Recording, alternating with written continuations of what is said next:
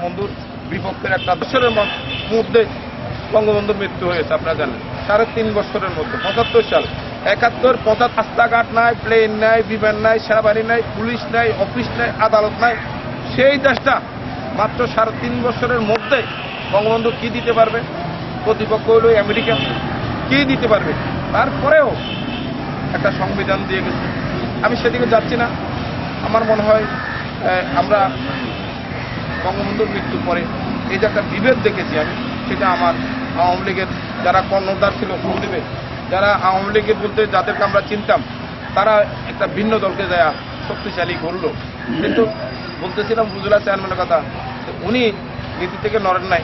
সেজন্য আমরা আমাদের এই নির্বাচনে আপনারা দেখেছেন উনি আমাকে অনুপ্রাণিত করছেন।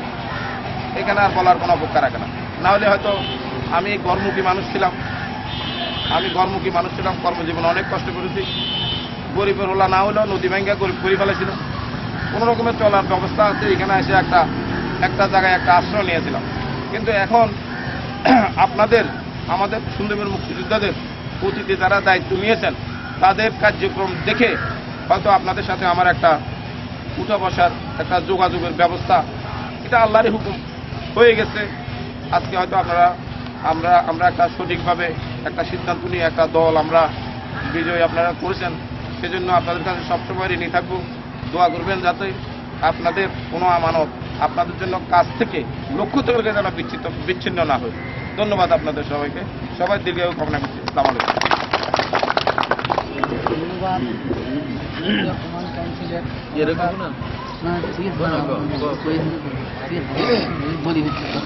ধন্যবাদ জানাই, কৃতজ্ঞতা জানাই এই কারণে যে উনি আমাদের জাতির জনক বঙ্গবন্ধুর নেতৃত্বে কীভাবে এই দেশ স্বাধীন হলো, ওনারা কীভাবে আমাদের দেশকে স্বাধীন করলেন, যে বিষয়টা আলোচনা করছেন। এই জন্য আমি ওনাকে যোদ্ধাদের পক্ষ থেকে আমাদের কৃতজ্ঞতা।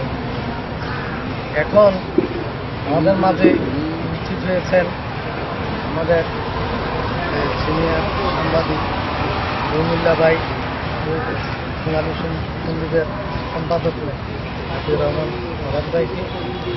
ওনারা আসলে সময়ের স্বল্পতার কারণে আমরা অনেকে কিছু বলার মতো সুযোগ দিতে পারি নাই। তারপরও এই আমাদের মুক্তিযোদ্ধা সংগঠক সম্মানিত উপজেলা চেয়ারম্যান, ওনার এর কারণে আমরা রহিমুল্লাহ ভাইকে কিছু সংক্ষিপ্ত আলোচনা করার জন্য বিজয় দিবস 2010 উপলক্ষে মোহাম্মদ মিয়া ফাউন্ডেশন কর্তৃক আয়োজিত আজকে শিশুদের সম্ভাবনা অনুষ্ঠান সম্মানিত সভাপতি এখানে উপস্থিত আছেন।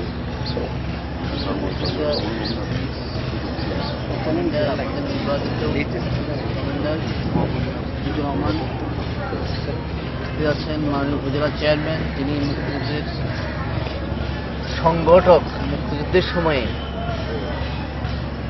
মুক্তিযোদ্ধাদের অনুপ্রাণিত করে স্বাধীনতা যুদ্ধে ঝাঁপিয়ে পড়ার জন্য যার অবদান অনস্বীকার্য। উপজেলা চেয়ারম্যান আলহাজ মাস্টার শাহজাহান বি এখানে উপস্থিত আছেন। আপনাদেরই সুপরিচিত ব্যক্তিত্ব মাস্টার আবু হেরাজ চৌধুরী, শিল্পী আবুল কাশেম আপনাদের মাঝে উপস্থিত আছেন। হারামি ইউনিয়নের বীর মুক্তিযোদ্ধা মানিক মিয়া, সোনার সন্দীপ পত্রিকার চেয়ারম্যান আতিকুর রহমান ফরহাদ সহ আপনারা যারা বীর মুক্তিযোদ্ধা হারামিয়ার, তাদের সকলকে জানাই আন্তরিক মোবারকবাদ। মোহাম্মদ মিয়া ফাউন্ডেশনের উদ্যোগে প্রতি বছরই বোধ হয় এরকমই একটি সমাগম অনুষ্ঠান হয়ে থাকে।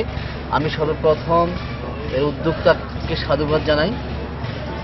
আর সন্দীপের মুক্তিযোদ্ধাদের বর্তমান যে অবস্থা, তাতে মুক্তিযোদ্ধারা একটি শক্তিশালী সংগঠন। ইতিমধ্যে কিন্তু মুক্তিযোদ্ধাদের মধ্যে এরকম চাঞ্চল্যমনা পরিস্থিতি আমি দেখিনি এর পূর্বে।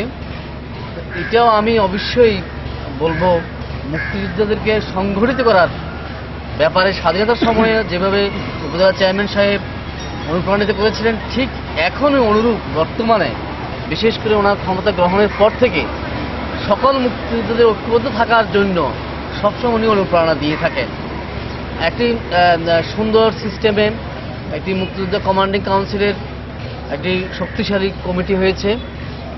এতে আপনারা নির্বাচিত করেছেন উপযুক্ত যোগ্য বিজ্ঞ নেতৃবৃন্দদের, যাদের মাধ্যমে সারা সন্দ্বীপে মুক্তিযোদ্ধাদের কাছে আজকে একটি ব্যতিক্রমধর্মী সম্মাননা সব জায়গায় প্রতিষ্ঠিত করা হচ্ছে। আজকে হয়তো এখানে সার্টিফিকেট বা আর্থিক অনুদান দিয়ে আপনাদের সম্মানিত করা হচ্ছে, কিন্তু আপনাদেরকে প্রশাসনে বলেন সর্ব জায়গায় আমি বর্তমানে দেখছি মুক্তিযোদ্ধাকে ভিন্নভাবে মূল্যায়ন করা হচ্ছে। তো এই জন্য আসলে আমরা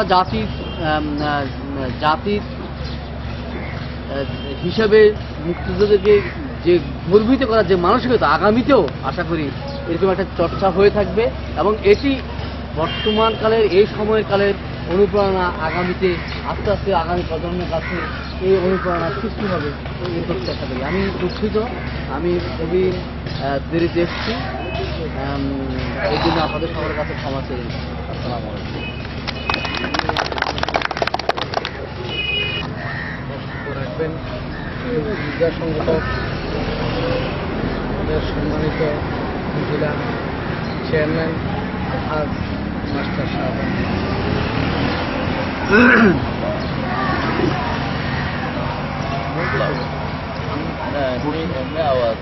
আওয়াজ বুঝা যায় না। আসসালামু আলাইকুম। আজকের একটা ব্যতিক্রমধর্মী একটা অনুষ্ঠান, এই অনুষ্ঠানের জনাব সভাপতি, উপস্থিত মুক্তিযোদ্ধা কমান্ড কাউন্সিলের অত্যন্ত সৎ এবং সুযোগ্য কমান্ডার, অন্যান্য মুক্তি সুধীমণ্ডলী, প্রিয় মুক্তিযোদ্ধা বন্ধুরা আমার। আসলে আজকের এই অনুষ্ঠানের গুরুত্বটা অপরিসীম। লোক কয়জন হয়েছে সেটা বড় কথা নয়, কিন্তু এই অনুষ্ঠানটা অত্যন্ত গুরুত্বপূর্ণ অনুষ্ঠান। এখানে আমি হিসাব করছিলাম 12-13 জন থাকবে, আমি দেখতেছি এখন 20-30 জন আছে। আমি 12 জনের সামনে কথা বলার ওই মন মানসিকতা নিয়ে এখানে এসেছি। কারণ মানুষ বড় কথা নয়, সংখ্যা বড় কথা নয়, গুণাগুণটা হইলে বড় কথা, কোয়ান্টিটি বড় কথা নয়, কোয়ালিটিতে হইলে বড় কথা। সুতরাং আজকের যে অনুষ্ঠান, এটা একটি অনন্য অনুষ্ঠান, একটি ব্যতিক্রমধর্মী অনুষ্ঠান। এই অনুষ্ঠান সন্দ্বীপেও বাংলাদেশে কোথাও এই ধরনের একটা ব্যক্তি মুক্তিযোদ্ধাদেরকে এইভাবে সম্মাননা দেওয়ার এমন কোনো বিধান আমার জানা মতে খ্রিস্টান কোথাও নাই। সুতরাং এই ধরনের অনুষ্ঠানটা আপনাদের উচিত যা এটা আরো ডাল ঢোল বাজাইয়া করা, এই জন্য আরো কিছু লোক উৎসাহিত হওয়ার আপনাদের জন্য না। এটা ধরেন বেলাল হোসেন, বেলায়েত হোসেন, হ্যাঁ, উনি ধরেন ওনার এই কর্মকাণ্ডকে আমরা খুবই শ্রদ্ধাভরে স্মরণ করি। এই জন্য তিনি কোন নামের জন্য করছেন যে এটাও বোঝা যায় না। নামের জন্য করলে তো বিরাট ফ্যান্ডেল করিয়া মাইকিং করিয়া নিজেরে প্রচার করিবার লাগে বহু কিছু করিবার কথা আছিল না, কিছুই করে নাই। লোকটা যেন প্রচারে বিমুখ এই ধরনের একটা মনোভাব নিয়ে শুধু এই অবদানটা বা অনুদানটা রাখতেছে। এই জন্য তার এই কর্মকাণ্ডের প্রতি আমার গতবার আমি এসেছিলাম, আমি শ্রদ্ধা জানাচ্ছি, আজকে আমি শ্রদ্ধা জানাই। কারণ এইভাবে যদি সব এলাকাতে কিছু কিছু লোক যদি এই ধরনের ব্যতিক্রম ধর্মীয় অনুষ্ঠানগুলো যদি করত, তাহলে সেখানে আমাদের কিছু মুক্তিযুদ্ধ লাভবান হতো, আর দেশ এবং জাতি বুঝতো যে মুক্তিযোদ্ধাদেরকে কিভাবে মূল্যায়ন করা হচ্ছে। আমি বক্তব্য দীর্ঘ করব না। আপনারা জাতির শ্রেষ্ঠ সন্তান, এটা অতীতে আপনারা শুনেছেন, বলা বলি হয়েছে, কিন্তু শ্রেষ্ঠত্ব কোনোদিন আপনারা পান নাই। স্বীকৃত সত্য কথাই। হ্যাঁ, শ্রেষ্ঠত্ব আপনারা পান নাই, আপনাদের কেউ স্বীকৃতি করে নাই। একজন মুক্তিযোদ্ধা সেদিন রাষ্ট্রপতি হয়েছিল ঠিক, কিন্তু সেই মুক্তিযোদ্ধাদেরকে বিভিন্নভাবে বিভক্ত করে এই মুক্তিযোদ্ধাদেরকে ম্লানও করে দিয়েছিল। আপনারা জানেন, সত্য কথা যে জিয়াউর রহমান ক্ষমতায় আসার পর থেকে মুক্তিযোদ্ধাদের মধ্যে বিভেদ সৃষ্টি হয়ে গেছে। জাতির পিতা আপনাদের জন্য ট্রাস্ট গঠন করে গিয়েছিল, জাতির পিতার চেষ্টা করেছিল আপনাদেরকে